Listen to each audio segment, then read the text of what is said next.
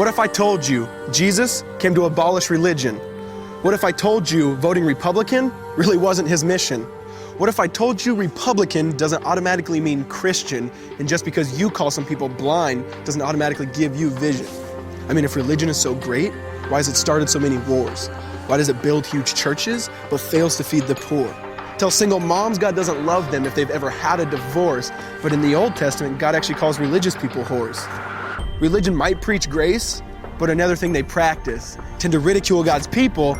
They did it to John the Baptist. They can't fix their problems, and so they just mask it, not realizing religion's like spraying perfume on a casket.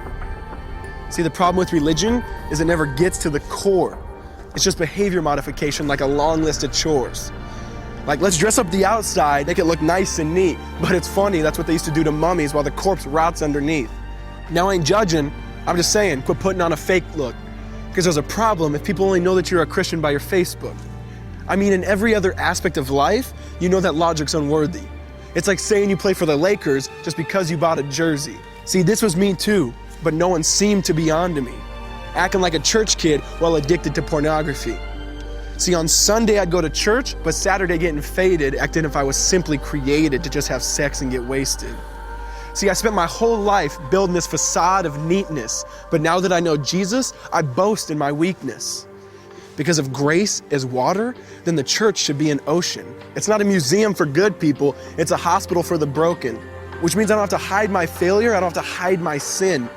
Because it doesn't depend on me, it depends on Him. See, because when I was God's enemy, and certainly not a fan, He looked down and said, I want that man.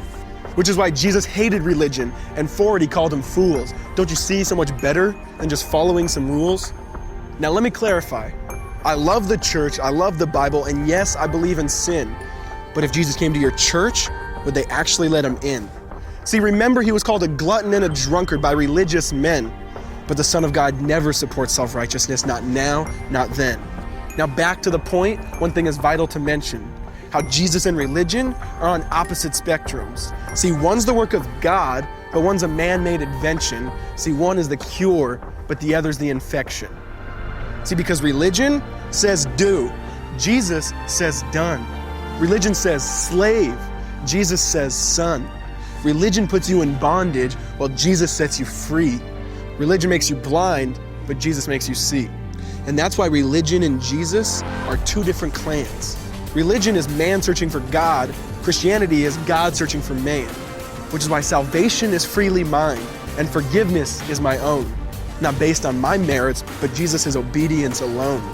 Because He took the crown of thorns and the blood dripped down His face. He took what we all deserved. I guess that's why you call it grace. And while being murdered, He yelled, Father, forgive them. They know not what they do. Because when He was dangling on that cross, He was thinking of you. And He absorbed all your sin and He buried it in the tomb, which is why I'm kneeling at the cross saying, come on, there's room. So for religion, no, I hate it. In fact, I literally resent it. Because when Jesus said, it is finished, I believe He meant it.